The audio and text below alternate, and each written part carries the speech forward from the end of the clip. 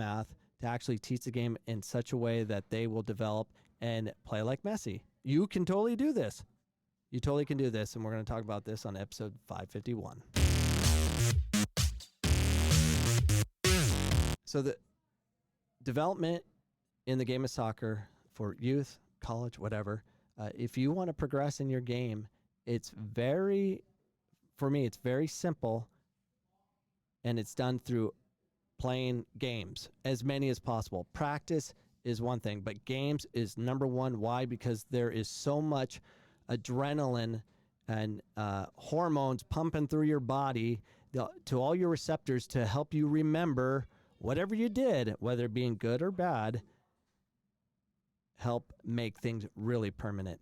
Now, that could be good or bad. So if you're able to receive the ball in the game and make a good decision and have success in a game environment, and where it's stressful or whatever it may be, you will be able to repeat that performance over and over again because of feelings generated during that game.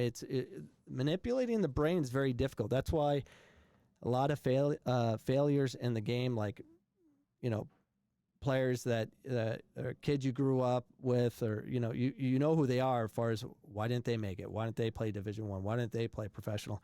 It's because it's up here. You have to be able to manipulate your brain. So how you manipulate that in a game environment is you must have a great coach, which should be called manager, by the way, a great manager, not the team mom, a manager, a coach that wants to manage these opportunities, and really good mom or dad or guardian or whoever you are that's supporting this child's development, the opportunity to receive data. How did they do? Versus, did we win? No, we lost kind of mentality BS.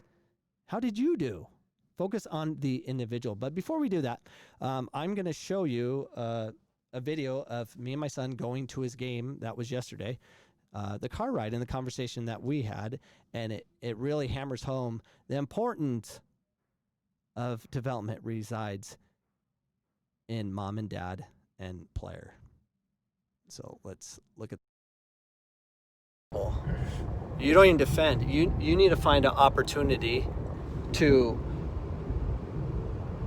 get the ball more often, not from your teammates, from the opposition. Find a way to intercept passes and make tackles like a man. That's how you should talk to your child. Now, if your coach says you to switch the point of attack, what do you do? Say what? Switch. If your coach tells you to, when you get the ball, to switch it, what do you do? Switch it? No, you don't switch it. You look up and you make your own decision. You never listen to the coach. The coach doesn't know what they're talking about. That is true. The coach doesn't know what they're talking about. If they knew what they were talking about, if all these coaches in America knew what they were talking about, I think our men's national team would have made the last World Cup. They did not. Why? Because they're poorly managed and they get a lot of average players. But they're poorly managed as kids. It's so frustrating to me that there's a Canadian last name Davies, who just won the Champions League. He's better than any left back or right back we've ever had on the U.S. men's national team. How is that possible from Canada? What are they doing? That's another podcast, which I do cover that, I think, like 4 podcasts ago or 5 podcasts ago. But getting back to the importance of the coach does not matter. If the coach is trying to be coach and trying to win and taking credit for a goal that was scored, and they connected passes and they had a nice finish, and the coach is like, oh, we worked on that last game. Remove your kid from that team immediately, because that is an ego-driven coach. We all have egos, but they're useless. Change your ego, coach. Change it. Your ego should be about what do they become, and this can be done through math. So mom, dad, coach, manager, grandma, grandpa, whoever. If you want to really influence the game for a player that you care about, do it through math. Here is the math that my son and I are going through right now. And I've always done data, always, with college players. I've developed an app that failed miserably. I got to remake that kind of kept track of these things because I think it's important. I always had parents keeping track of how many times they touch the ball and which direction they pass it. But here's the data I kept for my son for the last 2 games. So on the 23rd, he had a game against Classic, and it was a 3-3 score. I think knowing the score is very important because then you know how difficult the game was, because that should tell you the rest of the data and how it should be skewed. 0 goals, 0 assists, 41 minutes and 38 seconds played. That's important to know how much time the player played. And 45 total touches. 9 of those opportunities on the ball were successful passing the ball forward. 5 were failed passing the ball forward. 6 were successful passing the ball backwards. 0 failures passing the ball backwards. Takeaways 0. Total opportunities on the ball 20. Average touch rate per possession was 2.25. So based on that, what I decided to do, and the one thing I know about my son is he's great on the ball, very technical. Vision is really up there. He can really split the seams and find that pass. He's very intelligent about the game. He gets it. But his defending is average. He's watching Neymar way too much. Champions League Neymar, the worst performance I've seen him play. He doesn't work hard defensively. So I showed him this, and that's a conversation we had in the car. It was like, you got to get more takeaways. You got to press the ball. You got to get the ball. So the next game, they were playing CCB the very next day. They went 3-2. He had 1 assist in 45 minutes of play. 37 touches on the ball. 8 were successful going forward. 5 were failures going forward. And not crazy failures. I mean, he's trying to hit through balls that didn't work out or whatever it might have been, but I want it measured. And 3 passes backwards successfully to his team, and 0 failures going backwards, which is always good. You don't want to fail going backwards with a pass because that means counterattack city. And 1 takeaway on 17 total opportunities with an average touch rate of 2.17. And that is something to really discuss. So he had 1 takeaway. Others on the team, there's certain individual on the team that had many more takeaways because they take a pride in defending, where my son doesn't. Now, what I did notice with my son is he was working hard pressuring the ball. He was squeezing in the field. He's playing outside mid at one time, and he's squeezing in. And the coach was, get back in position. And the coach is, average as far as his ability to think. I mean, when it was a goal kick, you squeeze in as a team unit. So anyways, it is what it is. So he had him go back out, but my son naturally squeezed in because he wanted to get a takeaway. So it's better to use math to get the tactics you want so they could think about it versus you play this position. It's just the brain doesn't compute well there, but they do compute to math and game, trying to create as many successes as possible. And so he did have 1 takeaway. He intercepted a pass, which was very good. Put himself in a great position, but his work rate was much better than the previous game. Wasn't excellent, but it was better. And that's what we want. Isn't that what we want? That's exactly what we want. We want to use math so we can have a conversation and give them these little goals, because if it's always focused on, oh, they lost or they didn't win, and I'm like, then where's the takeaways from it? Where's the thought process? There's no thinking. And you can actually reward them for these things. This is important. You can do this at any level. They do it at the professional level. They record everything they do.